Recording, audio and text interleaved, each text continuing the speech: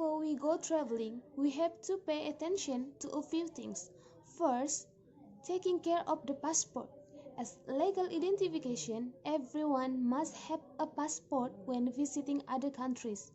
This applies to all citizens of the world as an official document that states their identity. Passports have a validity period, so one must make sure their passport is still active when going to visit for a vacation to another country. Second, check permits from destination countries. Each country has different policies regarding when there are tourists who come to their country. If you want to take a vacation to a country in Southeast Asia, the procedure will be easier because you don't need to apply for a visa. However, we must ensure visa permits and other complementary travel documents when visiting other countries in the world. And the third is find travel tickets. For a vacation abroad, of course, there must be a transportation ticket purchased. Airlines tickets are one of the most convenient and fast transportation options to use as a safe mode of vacation transportation.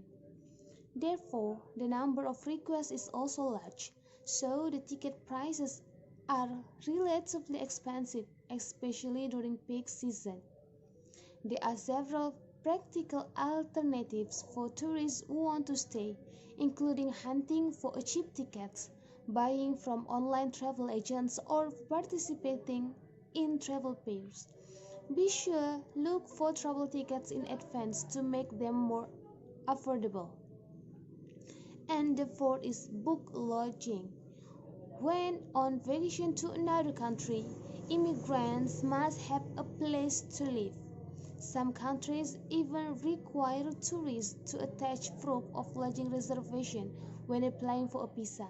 So, make sure to book lodging before leaving. Okay?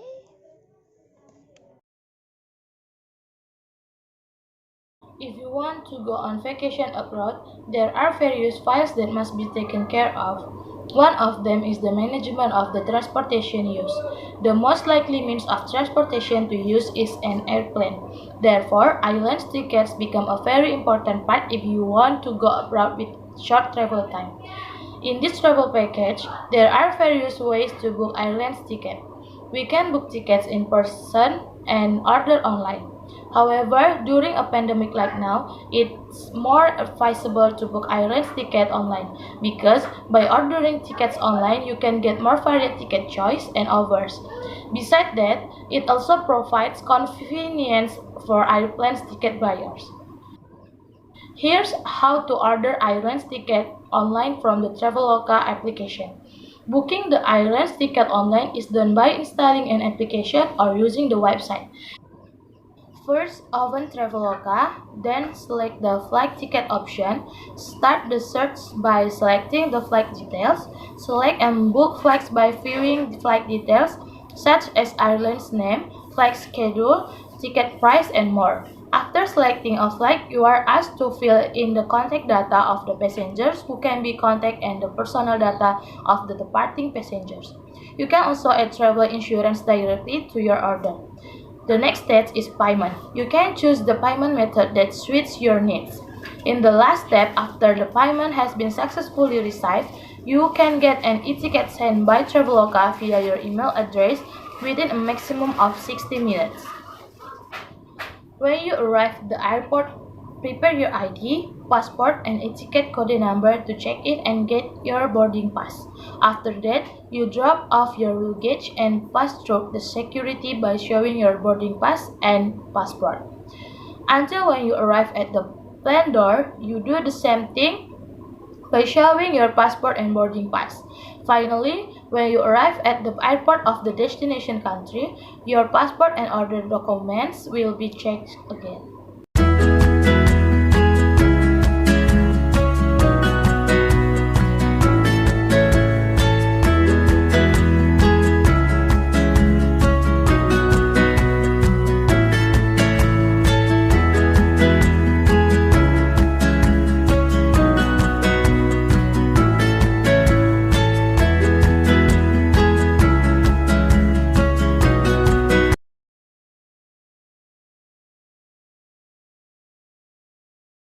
Our first destination is going to Chong Afi. With me, Amirah Hilmy. Chong Afi is known as one of the historical places in Medan, North Sumatra, Indonesia. And this place has long been a famous location in Medan. And this large house symbolizes the diversity of the people of Medan, which has emerged since the 1800s.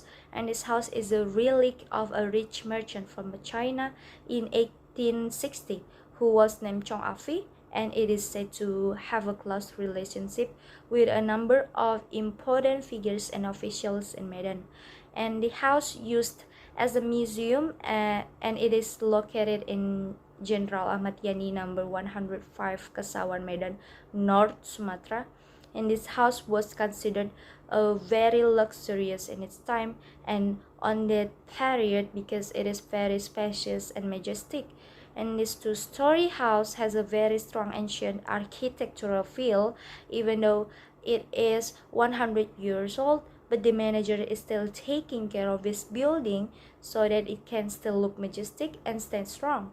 And during his lifetime, Chong Afi also ran a business in the palm oil sector, sugar factory, banking, and railway company.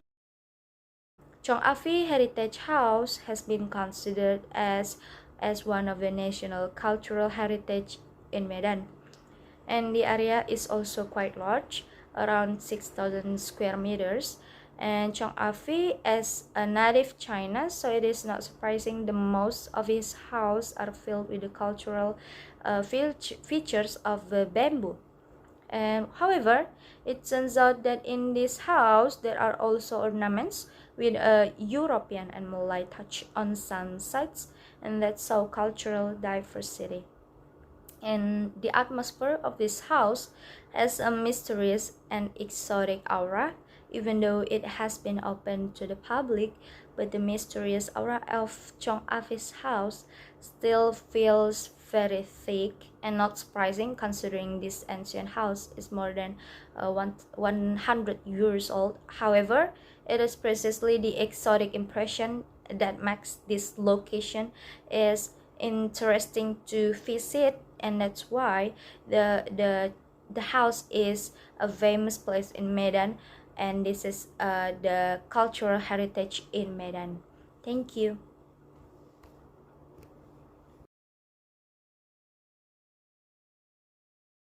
This is Chong Afi. He was a businessman, banker, and captain born in 1860 from China and successfully built a big business in the plantation sector in Sumatra, Indonesia. His real name is Chong Fung Nam, who comes from the descendants of the Hakka people in Guangdong, China. He comes from a simple family. The story of his life begins when he and his brother Chong Yong-hyun he left school and helped maintain his father's shop, even though he only received a modest education. Chong Afi was very intelligent and mastered the ways of trading, so his family business was quite successful. In 1875, when he was 18 years old, Chong Afi decided to go to Indonesia in search of a better life. He went to Medan to try his luck. With a little money, he followed his older brother Chong Yong-hyun, who had already come to Medan and lived for 5 years at the time his brother had become the captain of the Chinese in Medan. However, Chong Afi worked in a shop owned by his brother's friend, Chong Sui-fo, as a bookkeeper, customer servant, and debt collector. He grew up to be a formidable figure and became a role model who displayed a very prominent leadership character. He built a large business with more than 10,000 employees. Chong is getting more and more successful. Because of his success, Chong Afi was known and close to the well-known people in Medan, including the Sultan of Delhi, Maimun al-Rashid, and Dutch colonial officials. Then, in 1911, Chong Afi was appointed as China's captain to lead the Chinese community in Medan, replacing his older brother. As the leader of Chinese community, he was highly respected because he mastered the fields of economics and politics. And we will visit one of the historical places in the city of Medan, namely Maimun Palace. When you hear the name about Maimun Palace, you will immediately think that the name is so unique, right? Of course, because Maimun Palace is one of most beautiful palace still exists in Indonesia. Maimun Palace is royal house for Sultanate of Delhi and becomes the tourism site from Medan, North Sumatra. And Maimun Palace was built by the Sultan of Delhi in 1888. And the architecture of the Maimun Palace buildings combines several elements of the Malay culture in the style of Islam, Spain, India, and Italy. This is indeed quite unique and actually produces a distinctive character. European influences can be seen from the tables, chairs, windows, and doors, and the cupboards too. The influences of Islam can be seen from the arcade on the roof, which resemble the Persian arch, which is commonly found in the building in the Middle East. Maimun Palace has two versions.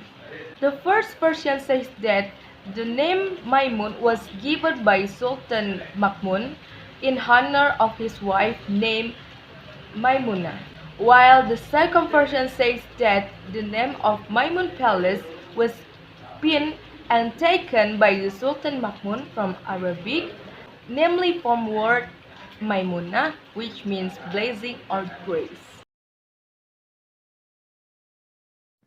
The last destination is the Old Town. The Old Town is one of the tourist attractions as well as an icon of the city of Medan, which has a lot of history. Old Town is located along Kesawan Street to Merdeka Walk Street.